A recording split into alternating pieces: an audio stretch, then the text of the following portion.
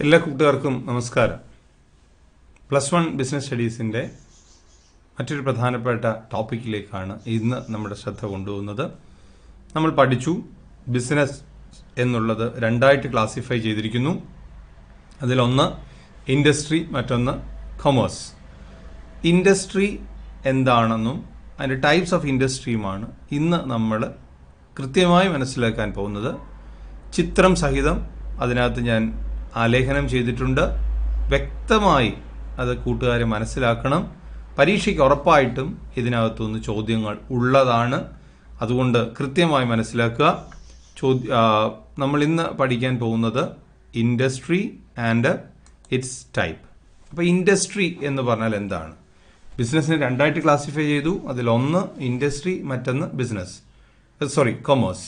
അപ്പം ഇൻഡസ്ട്രി എന്താണെന്നാണ് നമ്മൾ മനസ്സിലാക്കുന്നത്. Industry involves production or processing of goods used for consumption or further production. Industry എന്നാൽ production or processing of goods, ഉൽപ്പാദിപ്പിക്കുക അല്ലെങ്കിൽ ചില പ്രക്രിയകൾക്ക് വിധേയമാക്കുക. എന്തിനു വേണ്ടി? Of goods used for consumption, ഉപയോഗിക്കാൻ വേണ്ടി, ഉപഭോഗിക്കാൻ വേണ്ടി ചില വസ്തുക്കളെ ഉണ്ടാക്കുകയോ അല്ലെങ്കിൽ പ്രോസസ്സിന് വിധേയമാക്കുക, നടപടിക്രമങ്ങൾക്ക് വിധേയമാക്കുക, ഉപയോഗിക്കാൻ വേണ്ടി. ഒപ്പം തന്നെ അതിൻ്റെ കൂട്ടത്തിൽ തന്നെ പറയുകയാണ് ഓർ ഫോർ ഫർദർ പ്രൊഡക്ഷൻ, വീണ്ടും പ്രൊഡ്യൂസ് ചെയ്യാൻ വേണ്ടി. ശ്രദ്ധിച്ച് മനസ്സിലാക്കിയേ, ഉൽപ്പാദിപ്പിക്കുക എന്ന് പറയുന്നത് കൊണ്ട് രണ്ട് ഉദ്ദേശങ്ങളാണ് ഉള്ളത്. ഒന്ന്, ഉപയോഗിക്കുക. രണ്ട്, കൂടുതൽ പ്രൊഡക്ഷന് വേണ്ടി ഉപയോഗിക്കുക. ഇത് രണ്ടാണ്. ഉപയോഗിക്കുക എന്ന് പറഞ്ഞാൽ നമ്മൾ നേരിട്ട് ഉപയോഗിക്കുന്നു. കൂടുതൽ ഉപയോഗത്തിൽ എന്ന് പറഞ്ഞാൽ രണ്ടാമത് വീണ്ടും അതിനെ ഉപയോഗിക്കാൻ വേണ്ടി ശ്രമിക്കുന്നു. ശ്രദ്ധിച്ച് നോക്കിയേ, industry involves production or process of goods used for consumption or four further production. കൂടുതൽ പ്രൊഡ്യൂസ് ചെയ്യാൻ വേണ്ടി. ഇത് ഒരു ഇൻഗ്രീഡിയൻ്റായി പ്രൊഡ്യൂസ് ചെയ്യുന്നു. ഇതിനെ അതേ രൂപത്തിൽ ഉപയോഗിക്കാം. ഉദാഹരണം, ചില വസ്തുക്കൾ നമ്മൾ ഉൽപ്പാദിപ്പിക്കുന്നത് ആ രീതിയിൽ ഉപയോഗിക്കാം. എന്നാൽ അത് ഒന്നുകൂടെ പ്രോസസ്സ് ചെയ്താൽ മറ്റൊരു വസ്തുവായി മാറുകയും ചെയ്യും. അസംസ്കൃത വസ്തു വേറൊരു വസ്തുവായിട്ട് മാറുകയും ചെയ്യും. പാലിൽ നിന്ന് നമുക്ക് നെയ്യ് എടുക്കാം. നെയ്യായിട്ട് തന്നെ ഉപയോഗിക്കാം. എന്നാൽ നെയ്യ് വീണ്ടും അടുത്ത വസ്തുവിന് വേണ്ടി ഉപയോഗിക്കാനും കഴിയും. അടുത്ത സാധനം ഉണ്ടാക്കാൻ വേണ്ടി, പായസം ഉണ്ടാക്കാൻ വേണ്ടി, ബിരിയാണി ഉണ്ടാക്കാൻ വേണ്ടി ഒക്കെ നമുക്ക് വീണ്ടും ഉപയോഗിക്കുകയും ചെയ്യാം. അതാണ് ഇവിടെ പറഞ്ഞേക്കുന്നത്. അപ്പം ഇനി ഇൻഡസ്ട്രീനകത്ത് എന്തൊക്കെയായിട്ട് ക്ലാസിഫൈ ചെയ്ത് നോക്കി. ഇൻഡസ്ട്രി ബേസിക്കലി ക്ലാസിഫൈ ചെയ്തിരിക്കുന്നത് മൂന്നായിട്ടാണ്. ഒന്ന് പ്രൈമറി, രണ്ട് സെക്കൻഡറി, മൂന്ന് ടെർഷറി. ഇത് നിങ്ങൾക്ക് പഠിച്ചെടുക്കാൻ എളുപ്പം. ഈ മൂന്ന് വാക്കുകൾ പഠിച്ചെടുക്കാൻ എളുപ്പം. ഒന്ന് പ്രൈമറി, രണ്ട് സെക്കൻഡറി, മൂന്ന് ടെർഷറി. ഇനി പ്രൈമറി ഇൻഡസ്ട്രി എന്താ നോക്കി.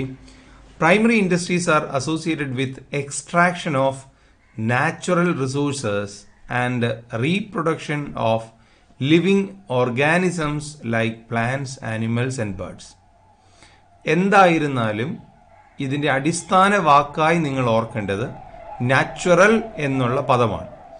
പ്രൈമറി ഇൻഡസ്ട്രിയെക്കുറിച്ച് നമ്മൾ പഠിക്കുമ്പോൾ എപ്പോഴും ഓർക്കേണ്ടിയ ഒരു അടിസ്ഥാന വാക്കാണ് നാച്ചുറൽ എന്ന് പറയുന്നത്. നേച്ചറുമായി ബന്ധപ്പെടുത്തി നിർത്തിയിരിക്കുകയാണ്. എക്സ്ട്രാക്ഷൻ ഓഫ് നേച്ചുറൽ റിസോഴ്സസ് എന്ന് പറഞ്ഞു കഴിഞ്ഞാൽ എന്താ അർത്ഥം? പ്രകൃതിയിലെ വിഭവങ്ങളെ ഏറ്റെടുക്കുക അല്ലെങ്കിൽ അതിനെ ഉപയോഗിക്കുക. Extraction of natural resources and reproduction of living organisms. ജീവനുള്ള വസ്തുക്കളായ വൃക്ഷം, പക്ഷി, മൃഗം എന്നിവയുടെ റീപ്രൊഡക്ഷൻ.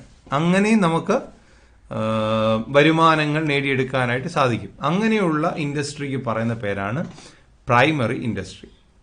Primary industry. അപ്പോൾ പ്രൈമറി ഇൻഡസ്ട്രി എന്ന് പറഞ്ഞാൽ പ്രകൃതിദത്തമായ വസ്തുക്കളെ എടുക്കുകയോ അല്ലെങ്കിൽ റീപ്രൊഡക്ഷൻ നടത്തി വൃക്ഷങ്ങളെ, മൃഗങ്ങളെ, പക്ഷികളെ ഒക്കെ നമ്മുടെ ആവശ്യത്തിന് വേണ്ടി ഉപയോഗിക്കുക എന്നുള്ള അർത്ഥം. ഇറ്റ്സ് ക്ലാസിഫൈഡ് ഇൻ ടു രണ്ടായിട്ട് ഈ പ്രൈമറി ഇൻഡസ്ട്രിയെ ക്ലാസിഫൈ ചെയ്തിട്ടുണ്ട്. ശ്രദ്ധിച്ച് നോക്കിക്കേ. ഒന്നാമത്തേത് extractive industry, which engage in extraction of something from natural sources or from nature. പ്രകൃതിയിൽ നിന്ന് നേരിട്ട് ഏറ്റെടുക്കുക, പ്രകൃതിയിൽ നിന്ന് നേരിട്ട് ഏറ്റെടുക്കുക, എക്സ്ട്രാക്ട് ചെയ്തെടുക്കുക. ഈ ഇൻഡസ്ട്രിയാണ് അതിൻ്റെ പ്രത്യേകത. എക്സ്ട്രാക്റ്റീവ് ഇൻഡസ്ട്രി, ആ വാക്ക് തന്നെ നിങ്ങൾക്കറിയാം, പ്രകൃതിയിൽ നിന്ന് എക്സ്ട്രാക്ട് ചെയ്തെടുക്കുക. പ്രകൃതി ജന്യമായ വ്യവസായം.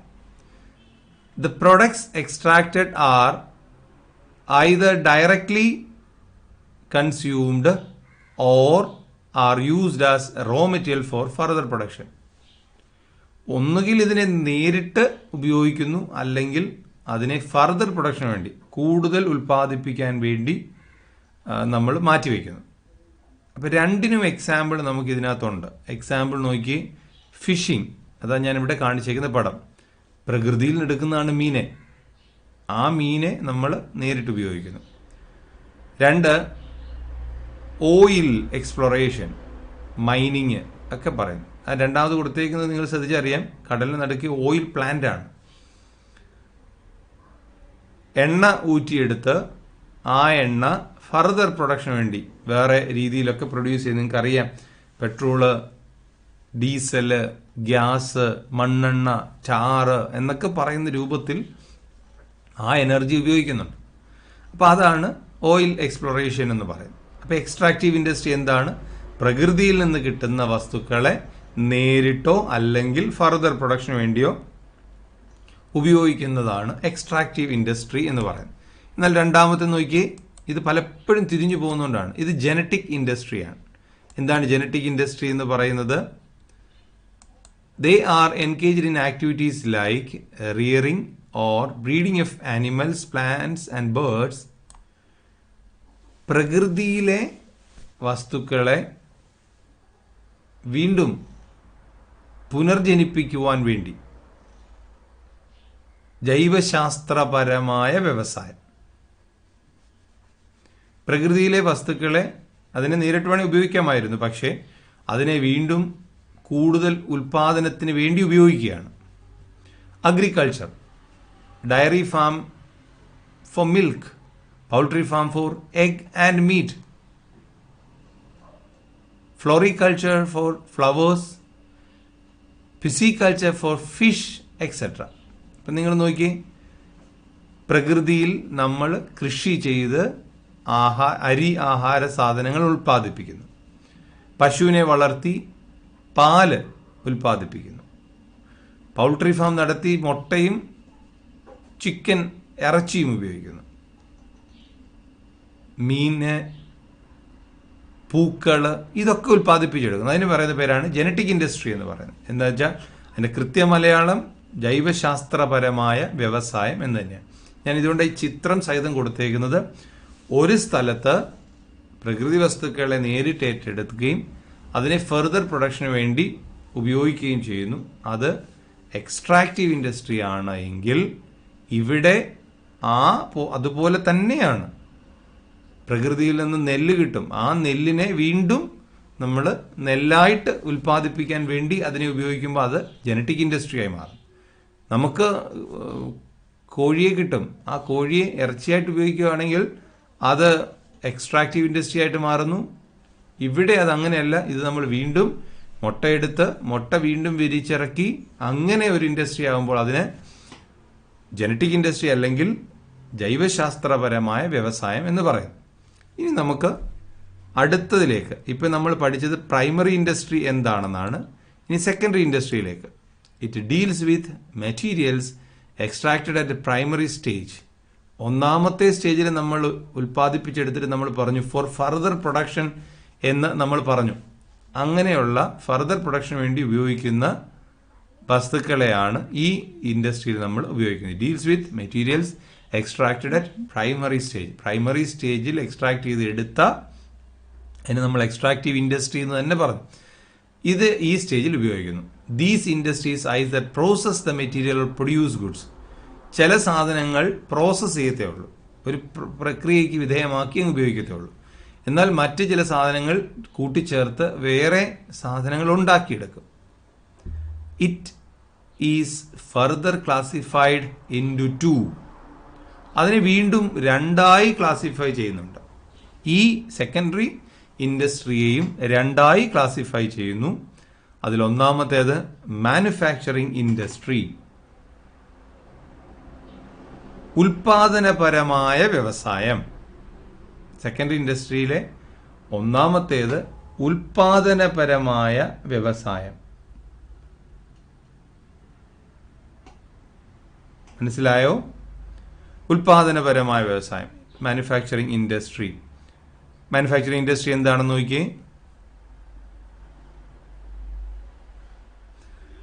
They engage in converting raw materials into finished goods. Raw മെറ്റീരിയലിനെ ഫിനിഷ്ഡ് ഗുഡ്സ് ആയിട്ട് കൺവേർട്ട് ചെയ്യുകയാണ്. റോ മെറ്റീരിയൽസ്, അതായത് ഉപയോഗിക്കാൻ പറ്റുന്ന വസ്തുക്കളാണെങ്കിലും അതിനെ കൂടുതൽ പ്രൊഡക്ഷന് വേണ്ടി, കൂടുതൽ ഉൽപ്പാദനത്തിന് വേണ്ടി ഉപയോഗിക്കുന്നു.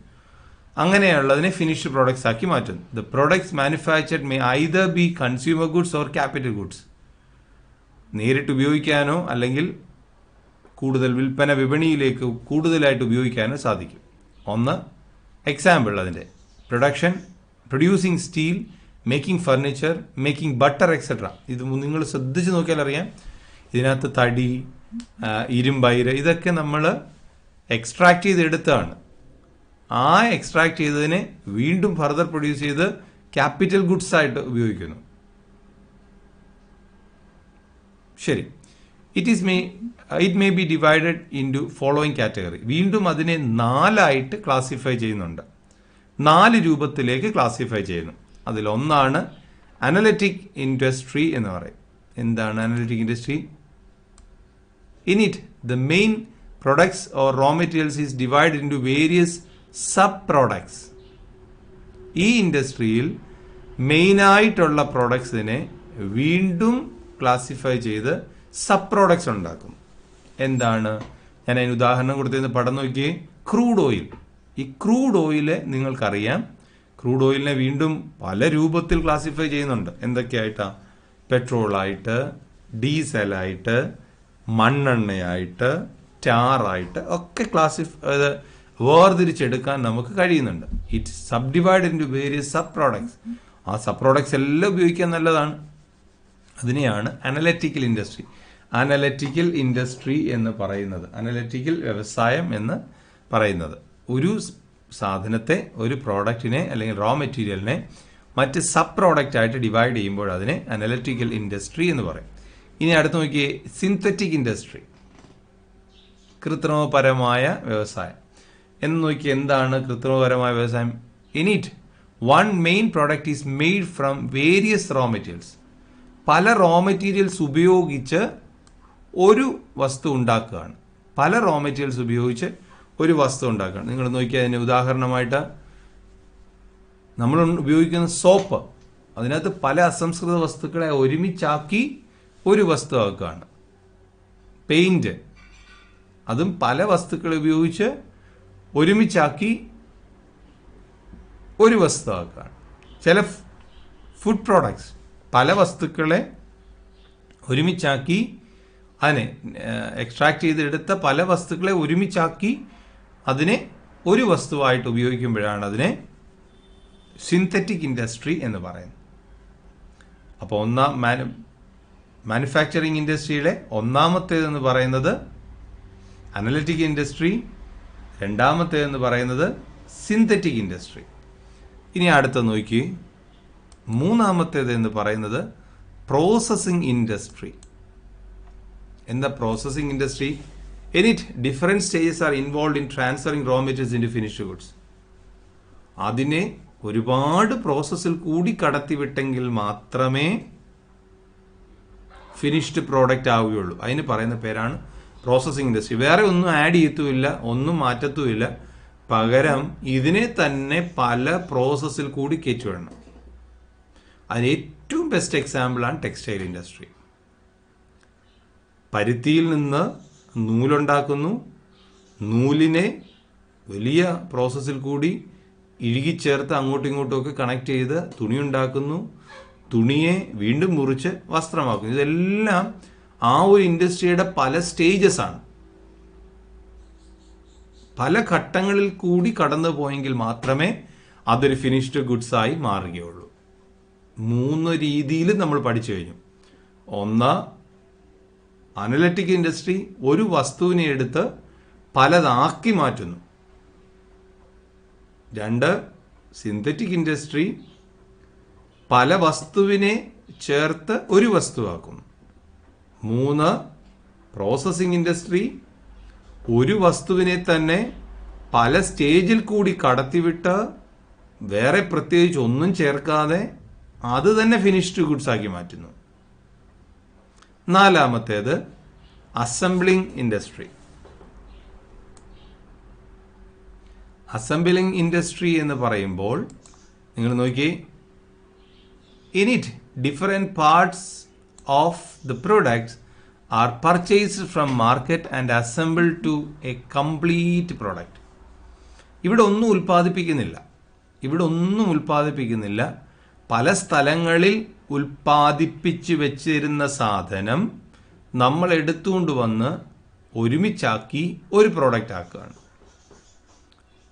പല സ്ഥലങ്ങളിൽ ഉൽപ്പാദിപ്പിച്ചു വെച്ചിരുന്ന, അതായത് ഈ അനലിറ്റിക് ഇൻഡസ്ട്രിയും സിന്തറ്റിക് ഇൻഡസ്ട്രിയും പ്രോസസ്സിംഗ് ഇൻഡസ്ട്രിയിലും ഒക്കെ ഉൽപ്പാദിപ്പിച്ച് വെച്ചിരുന്ന വസ്തുക്കളെ കൊണ്ടുവന്ന് അസംബിൾ ചെയ്യുക, കൂട്ടിച്ചേർക്കുക.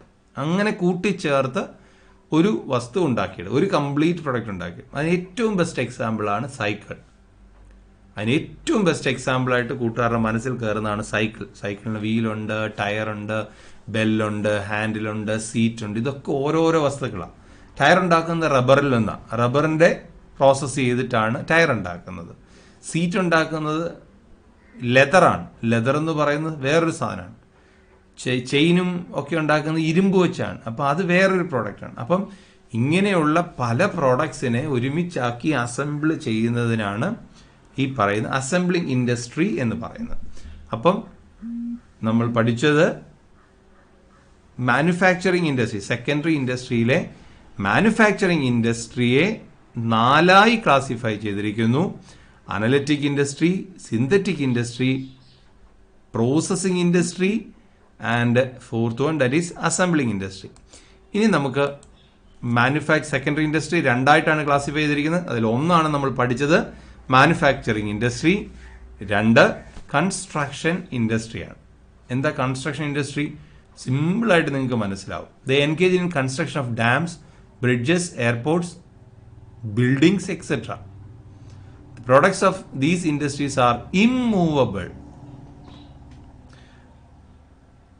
ഈ കൺസ്ട്രക്ഷൻ ഇൻഡസ്ട്രിയിൽ, നിർമ്മാണ വ്യവസായത്തിൽ പല ഡാമുകളും ബ്രിഡ്ജുകളും എയർപോർട്ടുകളും കെട്ടിടങ്ങളും ഒക്കെ പണിയുക ചെയ്യുന്നത്. ഇവിടെ ഒറ്റ പ്രത്യേകതയുള്ളൂ, ഈ ഉണ്ടാക്കുന്ന വസ്തുക്കൾക്കൊന്നും പിന്നീട് എങ്ങോട്ട് മാറ്റി വയ്ക്കാനൊന്നും പറ്റത്തില്ല. അതുപോലെ മനുഷ്യ കേന്ദ്രീകൃതമായി ലേബർ ഇൻറ്റൻസീവ് ആയിരിക്കും. And which are used mostly for public welfare. ഈ ഇൻഡസ്ട്രിക്കകത്ത് ഉണ്ടാക്കുന്ന സാധനങ്ങൾ കൂടുതലും പലർക്ക് വേണ്ടിയാണ്, പൊതുവിന് വേണ്ടിയാണ്, ഒരാൾക്ക് വേണ്ടി മാത്രമല്ല. ഇപ്പം നിങ്ങളൊന്ന് ആലോചിക്കുക, നമ്മൾ എന്തെങ്കിലും ഒരു സാധനം, മുട്ട, അത് നമുക്ക് വേണ്ടി മാത്രം ഒരാൾ മാത്രമായിട്ടാണ് ഉപയോഗിക്കുന്നത്. പിന്നീട് വേറൊരാൾക്ക് ഉപയോഗിക്കാൻ പറ്റത്തില്ല. എന്നാൽ കൺസ്ട്രക്ഷൻ ഇൻഡസ്ട്രിയുടെ പ്രത്യേകത അവിടെയാണ്. ഇന്ന് ഒരാൾ ഉപയോഗിക്കും, നാളെ വേറൊരാൾ ഉപയോഗിക്കും, ഇപ്പോൾ ഒരാൾ ഉപയോഗിക്കും, പിന്നീട് വേറൊരാൾ ഉപയോഗിക്കും. അങ്ങനെ മാറി മാറി ഉപയോഗിക്കാനായിട്ട് സാധിക്കും. അതാണ് കൺസ്ട്രക്റ്റീവ് ഇൻഡസ്ട്രി. നിങ്ങൾക്ക് പെട്ടെന്ന് ഇതിന് ഒരു കൺഫ്യൂഷൻ ഉണ്ടാകില്ല എന്ന് എനിക്കറിയാം. എന്നാൽ സെക്കൻഡറി ഇൻഡസ്ട്രിക്ക്, അതേ മാനുഫാക്ചറിങ് ഇൻഡസ്ട്രിക്ക് നിങ്ങൾക്ക് പലപ്പോഴും സംശയങ്ങൾ തോന്നാൻ സാധ്യതയുണ്ട്. അനലിറ്റിക് ആണോ, സിന്തറ്റിക് ആണോ, പ്രോസസ്സിംഗ് ആണോ, അസംബ്ലിംഗ് ആണോ എന്നുള്ള സംശയം എല്ലാ കൂട്ടുകാർക്കും ഉണ്ടാകാനുള്ള സാധ്യത ഉണ്ട്. ഇനി നമുക്ക്, അപ്പോൾ നമ്മൾ പ്രൈമറി, സെക്കൻഡറി എന്തുവാന്ന് വരെ പഠിച്ചു. ഇനി നമ്മൾ പഠിക്കാൻ പോകുന്നത് ടേർഷറി ആണ്. ടേർഷറി നമുക്ക് ഇച്ചിരി ഡീറ്റെയിൽ ചെയ്ത് പഠിക്കേണ്ടതായിട്ടുണ്ട്. എയ്ഡ്സ് ടു ട്രേഡ് എന്നൊക്കെ പറഞ്ഞ് നമ്മൾ കുറച്ചുകൂടെ അതിനെ കൂടുതലായി ഇനിയൊരു ചാപ്റ്ററിൽ പഠിക്കുന്നുണ്ട്. അല്ലെങ്കിൽ കൂട്ടുകാർ സെർച്ച് ചെയ്താൽ ഗൂഗിളിനകത്ത് അത് അവൈലബിൾ ആണ്. They concern with providing services that support the primary and secondary industry. Primary ഇൻഡസ്ട്രിക്കും സെക്കൻഡറി ഇൻഡസ്ട്രിക്കും അവരുടെ പ്രവർത്തനങ്ങൾ കൃത്യമായി നടത്താൻ വേണ്ടി അവരെ സഹായിക്കുന്ന പ്രവർത്തനമാണ് ഈ മൂന്നാമത്തെ പ്രവർത്തനമായ ടേർഷറി വ്യവസായം അല്ലെങ്കിൽ തൃതീയ വ്യവസായത്തിനാണ് നടത്തുന്നത്. അവരുടെ ഒന്നാം രണ്ടും ഘട്ടത്തിൽ മാനുഫാക്ചർ ചെയ്തതും പ്രോസസ്സ് ചെയ്തതൊക്കെ ആയിട്ടുള്ള കൺസ്ട്രക്ട് ചെയ്തതായിട്ടൊക്കെയുള്ള കാര്യങ്ങളെ സഹായിക്കലാണ് ഈ ഇൻഡസ്ട്രിയുടെ ജോലി. അതിന് ഉദാഹരണം നിങ്ങൾക്കറിയാം, ട്രാൻസ്പോർട്ട്, സാധനങ്ങൾ ഒരു സ്ഥലത്ത് നിന്ന് മറ്റൊരു സ്ഥലത്തേക്ക് സാധനങ്ങൾ എത്തിച്ചു കൊടുക്കുക. ബാങ്കിങ്, പണം കൊടുത്ത് സഹായിക്കുക, ഉൽപ്പാദിപ്പിക്കാൻ വേണ്ടി പണം കൊടുത്ത് സഹായിക്കുക. ഇൻഷുറൻസ്, എന്തെങ്കിലും രീതിയിൽ അപകടം പറ്റിയാൽ അതിനെ സഹായിച്ചുകൊണ്ട് അവരുടെ നഷ്ടം സാധൂകരിച്ചു കൊടുക്കുക അല്ലെങ്കിൽ അവരുടെ നഷ്ടം നികത്തി കൊടുക്കുക എന്നുള്ളതാണ് ഈ ഇൻഡസ്ട്രിയുടെ പ്രത്യേകത. അപ്പം നമ്മൾ ഇന്ന് പഠിച്ചത് ഇൻഡസ്ട്രിക്കകത്തെ ക്ലാസിഫിക്കേഷനാണ്. നിങ്ങൾ എൻ്റെ അഭിപ്രായത്തിൽ ഒരു വെള്ള പേപ്പർ എടുത്തിട്ട് അതിനകത്ത് എഴുതി നോക്കണം. ഇൻഡസ്ട്രി എന്ന് പറയുന്നത് എഴുതുക, അതിന് താഴെ ഒരു വരയിട്ട് 3 ക്ലാസിഫൈ ചെയ്യുക. ഇതിലൊന്ന് പ്രൈമറി, 2 സെക്കൻഡറി ആൻഡ് ടേർഷറി.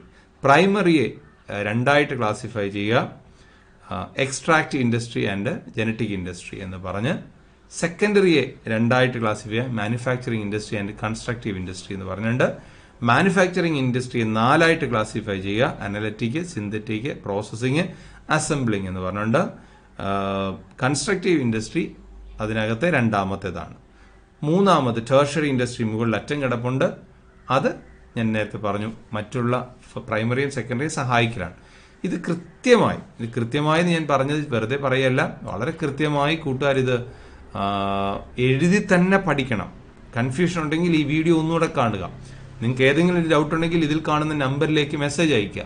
ഒരു സംശയമില്ല, കൃത്യമായി മനസ്സിലാക്കുക. പരീക്ഷയ്ക്ക് ഉറപ്പായിട്ടും ചോദിക്കുന്ന ഒരു ചോദ്യമാണ്. എല്ലാ വിജയാശംസകളും നേരുന്നു. എല്ലാവർക്കും നന്ദി, നമസ്കാരം.